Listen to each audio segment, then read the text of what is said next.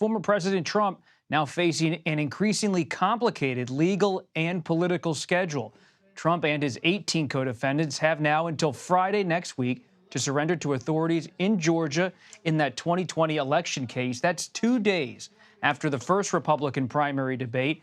And Fulton County District Attorney Fani Willis, she wants to go on trial starting March 4th, 2024. That's 1 day before the big contests of Super Tuesday and a week before Georgia's Republican primary. For more on all of this, CBS News congressional correspondents Scott MacFarlane and Nikole Killion join us now. Nikole is in Atlanta covering Fulton County day by day. Nikole, let's begin with you.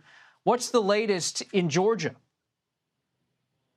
Well, as you can see, Bob, we are now outside of the Fulton County Jail, outside of the entrance where they normally process people for intake. And this is where we expect the former president and all of these 18 co-defendants to eventually surrender and turn themselves in for processing. The sheriff has made clear that he's going to treat all of these individuals just like anyone else, mugshots and all.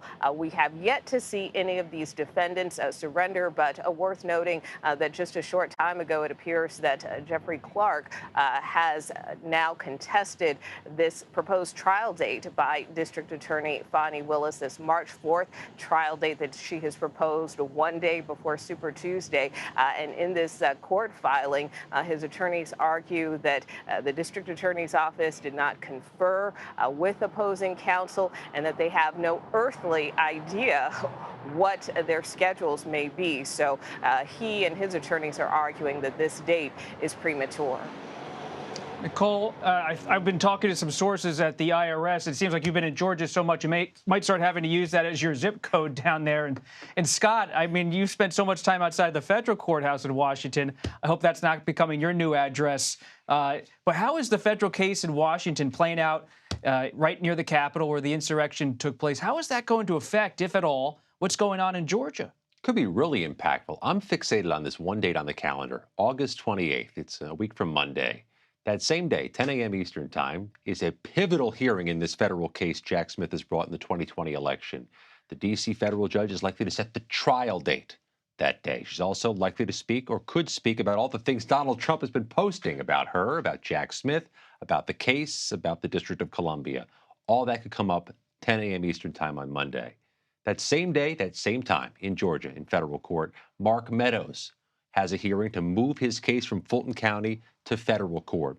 It's likely a pivotal hearing because it could indicate, it could foreshadow what Trump's going to argue when he likely argues to move his case from local court to federal court in Georgia. All that happens at the same time that Monday morning, and everything is in such close proximity. That's just after the surrender deadline for Trump and the others in Fulton County. It's also the same time as a potential hearing in the Florida federal case. So put aside all these legal challenges, including the one Jeffrey Clark has just made that Nikole just referenced. The court hearings are going to start to clash with each other, which adds another complication. Let's dig into this a little bit. Nikole, can you jump in on that? If some of these defendants, including Trump himself, start to argue that this shouldn't play out in Georgia, that it should be a federal case, what's the response from the Fulton County District Attorney and your sources close to this case?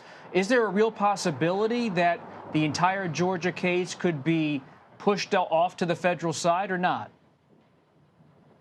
Well, keep in mind, and in talking to legal experts, what they say is that, you know, in terms of trying to get this moved to federal court, that really is only going to apply to a fraction of these defendants. I mean, in the case of Mark Meadows, a lot of the details that were cited in this indictment stem from his time when he served as the former president's chief of staff at the White House. So potentially he has a case and argument to make, as does the former president. But for Rudy Giuliani, he was not working at the White House at the time, so maybe not. So I think it may be hard or a difficult scenario to see all of these defendants try to push this to federal court if they were not former White House or administration officials. Jeffrey Clark, another example, who might be able to make that argument. But even still, I don't know that that is going to dissuade the district attorney in any way. I think she is determined to try this case. And, you know, she has been involved in complicated complicated cases before. So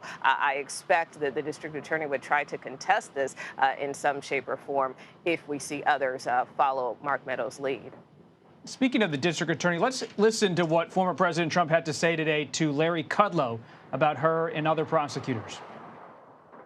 It's a witch hunt. It's just a continuation of a witch hunt. They want to silence you. They want to silence you, and they mean silence. They are, I think they're sick people. I think they are people that have no idea how the world works, and they have no idea the anger they cause. So that's what the former president said, Scott, but you have new reporting about what the former president's allies want to do to counter these prosecutions. Even at this early stage, there are political points to be won and lost, and CBS News has reviewed all the recently posted legislation during this August recess. 3 different proposals to defund Jack Smith from U.S. House Republicans, to strip the funding for his prosecution, and in one case, Bob, to strip his paycheck. This is nothing that's going to pass the Senate or certainly be signed by the president, but it's impactful for a few different reasons. House Republicans are rallying behind these bills. It's a political message. Some of them may want Trump's endorsement in primaries next year, so this may look good to them politically. But also, one of the proposals from Marjorie Taylor Greene, there in the middle, might add that language to appropriations bills. And we are in a very fragile state right now in getting spending bills passed and a federal government shutdown averted. If that language gets added to an appropriations bill, it could make it easier or more likely that the government shuts down and complicate any chances of keeping that train on the tracks and keeping the government open. Nikole, you're down there in Georgia tracking not only the cases, but the politics of all of this. Georgia's a swing state after what happened in 2020. 2 Democratic senators. Republicans are trying to come back in that state. How is the political side of Georgia playing out, on unfolding, especially because the incumbent governor, Brian Kemp, isn't exactly a Trump ally?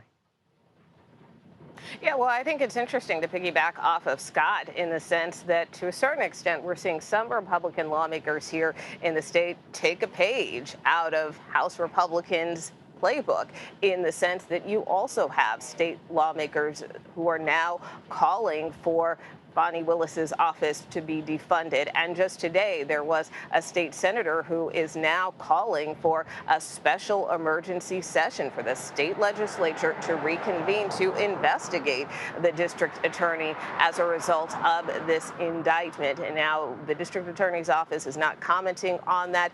The governor's office hasn't either. But one of the governor's political aides did weigh in prior to this request by the state senator, apparently kind of knocking down this idea, suggesting, why would we kick an election mule down for a second time? I'm kind of paraphrasing his language there. It was a little more colorful than that. But, I think if you were to ask the governor, it sounds like he probably doesn't want to go there. But certainly this is something where other lawmakers could start to raise calls as well. Obviously, to hold a special session here in the state, either the governor would have to convene that, or you would have to have 3/5 of the state legislature in agreement pushing for this. So it doesn't appear that this state senator has that kind of support. So that's something certainly to watch going forward. Nikole, very quickly, any word on when former President Trump plans to show up in Georgia to surrender to authorities? Well, from what we're hearing, it sounds like that he will do this at some point in time next week. But keep in mind, once again, this could kind of bump up against the calendar. As you very well know, the first Republican presidential primary debate is scheduled for next Wednesday in Milwaukee. We understand, at least as of now, the former president is unlikely to attend. But that being said, this whole speculation and, reporting around when he may turn himself in, and just his case in general, of course, continues to generate a lot of attention. So it could potentially steal some of the attention away from that debate if he doesn't show up, if he turns himself in, let's say midweek. I mean, who knows? But that being said, we will have to wait and see. I think our understanding is the negotiations are still underway for his surrender. Killion, Scott MacFarlane, thank you so much for your reporting.